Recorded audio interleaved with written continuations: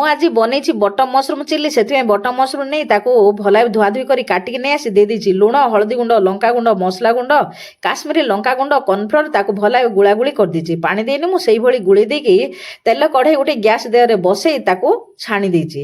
ଗୋଟେ ବେଚ୍ ହେଲା ପରେ ଆଉ ଗୋଟେ ବେଚ୍ ପକେଇ ଦେଇଛି। ସେପଟେ ଗ୍ୟାସ୍ରେ ବସେଇ ଦେଇଛି କଢ଼େଇ ଗୋଟେ, ଦେଇଛି ତେଲ, ଦେଇଛି ଜିରା, ଦେଇଛି କିଛି କଟା ପିଆଜ, କିଛି କଟା କଞ୍ଚା ଲଙ୍କା, କିଛି ଅଦା ରସୁଣ ଛେଚା। ତାକୁ ଭଲ ଭାବେ କଷି ଦେଇଛି ହଳଦୀ ଗୁଣ୍ଡ, ଲଙ୍କା ଗୁଣ୍ଡ, ମସଲା ଗୁଣ୍ଡ, ତାକୁ ଟିକେ ଭଲ ଭାବେ କଷି ଦେଇଛି। ଲୁଣ ଦେଇଛି।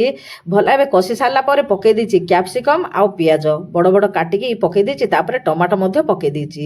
ତାପରେ ଦେଇଦେଇଛି tomato sauce, chilli sauce, soya sauce. ତାକୁ ଭଲ ଭାବେ କଷି ସାରିଲା ପରେ ଭାଜିକି ରଖିଥିବା ବା ଛାଣିକି ରଖିଥିବା ମସରୁମକୁ ତା ଦେହରେ ଦେଇଦେଇଛି।